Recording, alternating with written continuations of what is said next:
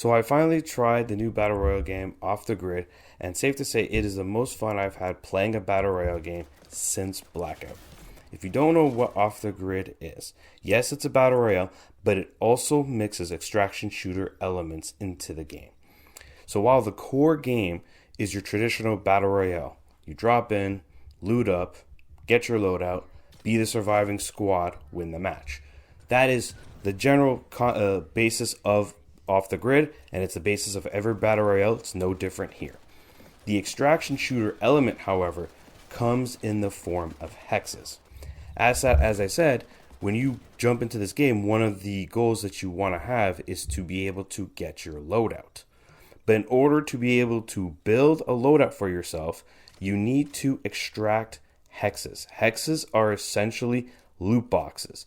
And when you successfully extract that hex and then decode it in the main menu, it will turn into a piece of gear that you can then use for your loadout.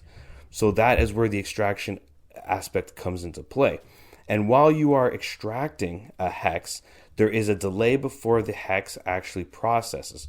During this time, enemy teams can come in and try to steal your hex. The hex items that are in there consist of weapons, gear, attachments, as well as cosmetic items for both your loadout and your character.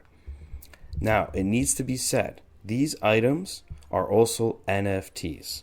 So the more rare the item, the more valuable the item is, both in terms of the in-game store and the value of the NFT once the coin goes live. The coin will not go live until the game goes live, out of early access and official launch. So right now, the coin that we have is not going to transfer over to the live launch, but the NFTs you have do. So if you got that ninja skin, you got that Donald Trump skin, it will transfer over to the live game. And of course, for those who missed out on these items, you're going to have to buy them through the marketplace using the currency. And again, when you go into the blockchain side of it, you can take that currency for real world money, which of course brings the issue of cheaters. More on that later. So that's the synopsis of why you want to extract hexes. You need to extract the hex to get the items so that you can build a loadout for yourself. The more rarer the item, the stronger the item, the more value it is, but it's also an NFT. That being said, some of the items that you will notice is that unlike other battle royales, you have abilities. You can launch a drone, you can fly, you can run really fast, etc. These items are on your limbs, your left arm, right arm, and legs, and each one can have a different ability attached to it. But it needs to be said that these things can be damaged and can be dismembered. Yes, you can have your arms or legs blown off, and it's quite hilarious when it happens, because if you don't have arms, you can't shoot, just run around. And if you don't have legs, well, you don't have legs. So guess what? You're not running around. So there is that aspect of it. Of course, there's also the weapons, cosmetics, etc.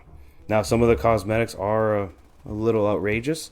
This game is on the mature side, so it was quite interesting for me to see some of the cosmetics like Donald Trump in here, but okay, it is what it is. It's a little fun in games. But overall, that's the core concept of the game, and it's a lot of fun. Flying around the map, the encounters, all of it, once you get used to the controls, especially the movement and the flight mechanics, the game is a blast to play. That being said, the map itself isn't the greatest of design, as it's basically a giant rectangle.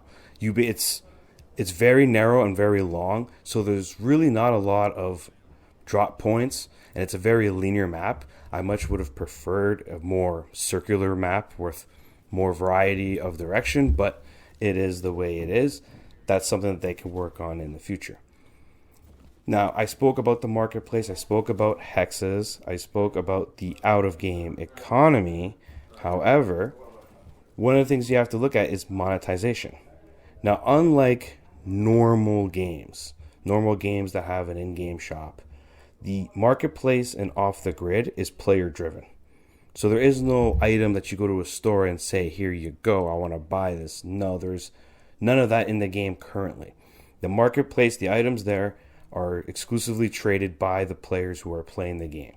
So you're essentially, whatever you get, you're selling. Whatever you want to buy, you buy.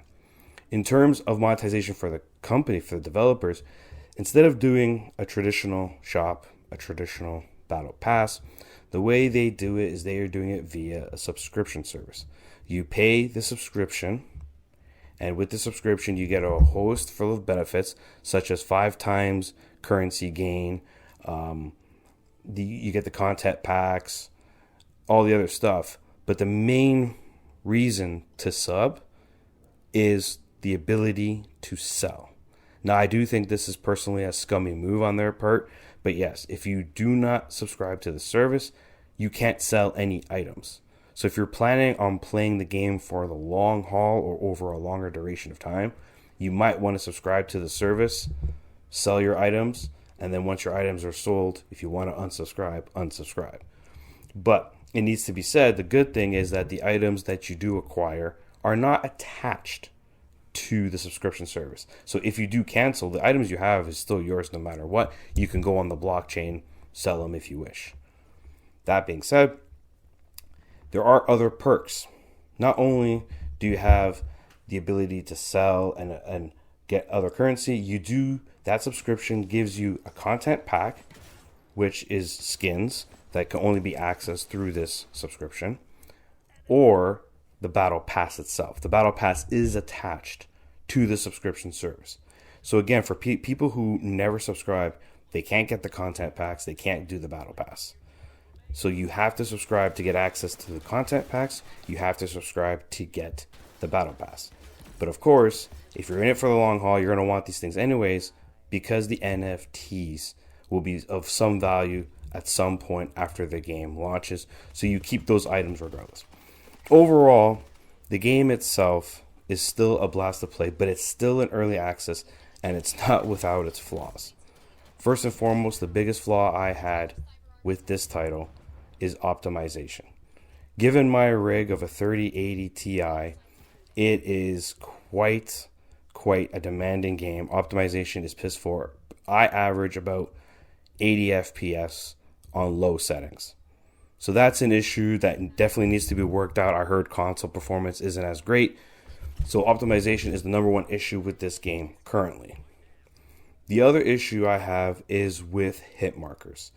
Essentially, oftentimes you will get hit from behind and not even know it because the game doesn't do a good enough job telling you that it's happening.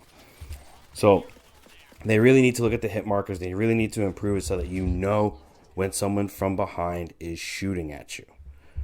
The third thing, I already touched on it, is the map itself.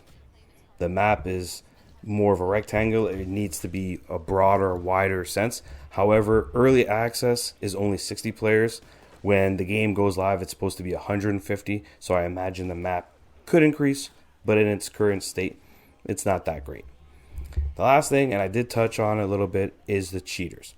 Being that this game is an NFT, being that this game is going to have some form of monetary value, cheaters may be a problem. While I haven't experienced cheaters thus far personally, there's still an issue and still a concern for the long-term gain and health of this game, just because we all know what cheaters do to other games. It ruins it, and when you have monetary gain potential in a game like this, it could entice more cheaters down the road and cause more problems, and then of course destroy the game.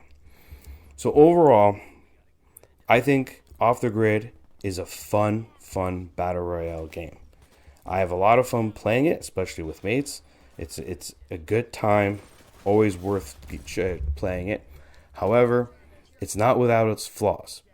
You need a PS5, you need the new Xbox, you need a beefy PC to be able to play this game with decent performance. However, it is free to play, so it's definitely worth a gander. Overall, in its current early access state, I'm going to give Off the Grid a 7.5 out of 10. If you have a good PC, if you have the new consoles, try the game out. It's free, and there is a lot of fun to be had once you get a hang of the movement and the flight mechanics. There's a lot of fun here, and there's a lot of potential for this game to be great once it fully launches, but In its current state, it does have issues like performance, like hit markers that can't be ignored. So at its current point, I'm giving the game a 7.5 out of 10. This is Veteran Gamer, and I hope to see you guys next time.